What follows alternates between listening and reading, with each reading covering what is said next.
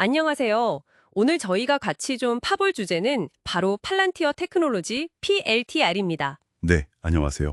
요즘 매출 성장세는 좋은데 주가는 좀 출렁인다. 이런 얘기 많잖아요. 맞아요. 그래서 한국 투자자분들 관심이 엄청 뜨겁다고 하더라고요. 거의 애플 보유액 넘어설 정도라고 하니까. 와, 그 정도인가요? 네. 도대체 어떤 회사길래 이렇게까지 관심이 집중되는지 오늘 저희가 자료들 보면서 한번 제대로 알아보겠습니다. 좋습니다. 팔란티오가 뭐 하는 회사인지, 경쟁사랑은 뭐가 다른지, 또 앞으로 기회랑 위험은 뭔지 핵심만 딱딱 짚어보죠. 네, 핵심 위주로 빠르게 한번 살펴보시죠. 자, 그럼 먼저 팔란티어, 이 회사 뭘로 돈 버는지 핵심 사업부터 볼까요?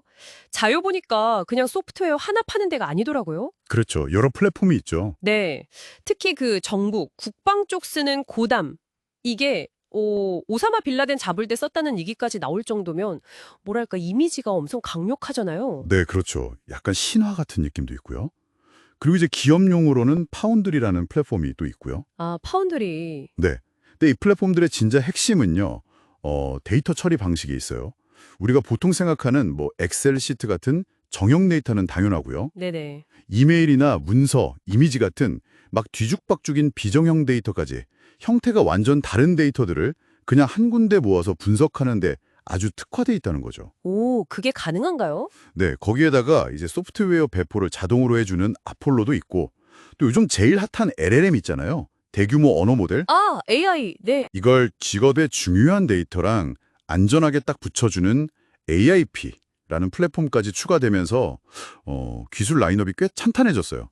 AIP요? 네, AIP. 이게 특히 부트캠프라고 해서 잠재 고객들이 직접 써보게 하는 프로그램을 돌리거든요. 아, 체험 같은 거군요. 그렇죠. 근데 이게 반응이 좋아서 실제 계약으로 많이 이어진다고 하더라고요. 꽤 효과적인 전략인 셈이죠. 그렇군요. 데이터 처리 방식이 핵심이다 그러면 스노우플레이크나 데이터브릭스 같은 요즘 잘 나가는 다른 회사들이랑은 어떻게 다른 거예요? 이것도 자료에 나와 있긴 한데 역할이 좀 다르다고요? 네, 좀 달라요. 그러니까 팔란티어는 데이터를 막 쌓아두는 저장소 역할보다는요. 여러 시스템이랑 데이터를 쫙 연결해서 아예 처음부터 끝까지 그러니까 엔드-투-엔드 솔루션을 제공하는 데 더 집중하는 편이에요. 엔드 투 엔드? 네. 특히 그 온톨로지라는 개념이 좀 독특한데요. 아, 맞아요. 온톨로지. 그거 저도 봤는데 좀 어렵더라고요. 고객 데이터를 직접 안 가져온다고요. 네, 맞아요. 그게 핵심이에요. 데이터를 직접 우리 창고로 가져와. 이게 아니고요. 고객사 시스템은 그대로 둔 채로 그 위에다가 의미 연결망 같은 걸 만드는 거예요. 의미 연결망이요? 네. 이걸 약간 데이터 번역기나 의미 지도라고 생각하시면 좀 쉬울 것 같아요. 아하. 그러니까 여러 군데 흩어져 있는 데이터들을 직접 옮기지 않고도 이 데이터는 저 데이터랑 이런 의미로 연결되는구나. 이걸 파악해서 분석할 수 있게 해주는 거죠. 와, 그거 되게 신기하네요. 이게 이제 스노우플레이크 같은 데이터 웨어하우스, 그러니까 창고 중심 회사들이랑 가장 큰 차이점이라고 할 수 있어요. 그럼 스노우플레이크는 그냥 데이터 저장하고 분석하는 거고, 그렇죠. 기존 업무 방식을 좀 더 효율적으로 만드는 데 가깝다면 팔란티어는 아예 조직 전체의 작동 방식을 바꾸는 훨씬 더 근본적인 디지털 전환을 목표로 하는 거죠. 스케일이 훨씬 크네요. 네. 그래서 상대하는 고객도 거대 정부기관이나 진짜 큰 대기업들이 많고요. 초기 비용도 꽤 들고 서로 믿음 쌓는 데 공을 많이 들여요. 무료 체험판 이런 거 없고요. 체험판이 없어요. 네. 대신 한번 계약하면 길게 가는 구독형 모델로 장기적인 파트너십을 맺고 우리는 확실한 알파, 그러니까 시장보다 더 높은 수익을 안겨주겠다. 이런 전략인 거죠. 와, 그 온톨로지라는 게 진짜 핵심 차별점이네요. 이런 기술 바탕으로 하니까 역시 팔란티어 하면 딱 떠오르는 강점은 정부와의 관계인 것 같아요. 그렇죠. 뭐니 해도 그게 가장 크죠. 미 육군이랑 1억 7,840만 달러, 거의 2천억 가까운 계약을 했다는 거나 페드램프 하이, DoD IL6 이런 보안 인증들. 네, 그거 정말 대단한 거죠. 이게 그냥 인증서가 아니라 진짜 아무나 못 들어가는 정부 사업, 특히 엄청 민감한 사업에 들어갈 수 있는 티켓 같은 거잖아요. 맞아요. 그게 바로 경쟁사들이 쉽게 못 따라오는 강력한 경제적 해자 역할을 하는 겁니다. 한번 관계 맺으면 바꾸기가 정말 어렵거든요. 신뢰가 중요하니까요. 그렇죠. 그리고 이 정부 쪽에서 쌓은 성공 경험이랑 신뢰도를 바탕으로 요즘에는 이제 상업부문, 그러니까 일반 기업 시장으로도 엄청 빠르게 확장하고 있어요. 특히 아까 말한 파운드리랑 AIP를 앞세워서요. 아, 상업 부문도요? 성과는 좀 어떤가요? 높이는데 꽤 기여하고 있다고 분석되더라고요. 이야, 강점도 뚜렷하고 성장세도 좋은데, 근데 왜 최근에 실적 발표 괜찮았는데도 주가는 오히려 좀 빠졌을까요? 투자자들이 좀 걱정하는 부분들이 있나 봐요. 바로 그게 또 중요한 포인트죠. 뭐 항상 좋은 점만 있을 수는 없으니까요. 그렇죠. 한 분석 자료 보니까 앞으로 미국 국방 예산이 좀 줄어들 수 있다.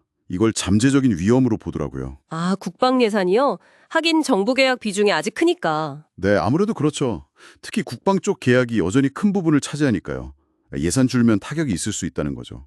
그리고 또 하나는 이런 큰 계약 하나하나에 의존하는 사업 모델 자체가 좀 변동성이 클 수 있다는 점이에요. 계약 따내면 확 좋아졌다가 못 따내면 좀 주춤하고. 아, 약간 널뛰게 할 수도 있겠네요. 그렇죠. 그리고 중앙일보 인터뷰 보니까 어떤 전문가분은 만약에 경쟁사가 갑자기 더 좋은 기술을 내놓거나 아니면 팔란티어의 핵심인 정부와의 관계가 좀 약해진다 이런 뉴스 나오면 그게 매도 신호가 될 수도 있다고 조언하더라고요. 경쟁 심화나 정부 관계 변화 중요하겠네요.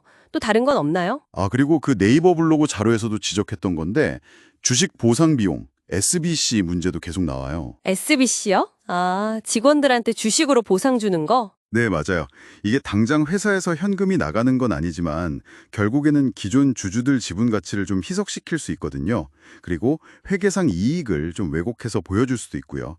그래서 투자자들이 좀 민감하게 보는 부분이에요. 예전보다는 줄었다고는 하던데? 네, 비중이 줄고는 있는데 여전히 다른 회사들에 비하면 좀 높은 수준이다. 이런 평가가 있죠. 네, 그럼 오늘 이야기 좀 정리해 볼까요?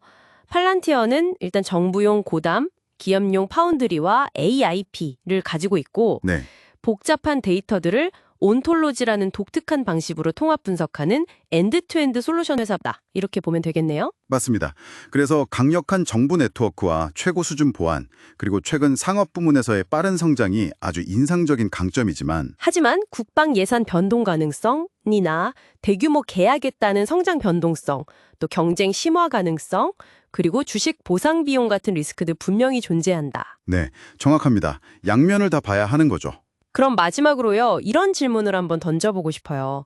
팔란티어의 그 온톨로지 기반 통합 솔루션, 이게 기업 운영에 정말 깊숙한 부분까지 다 연결하는 거잖아요. 그렇죠.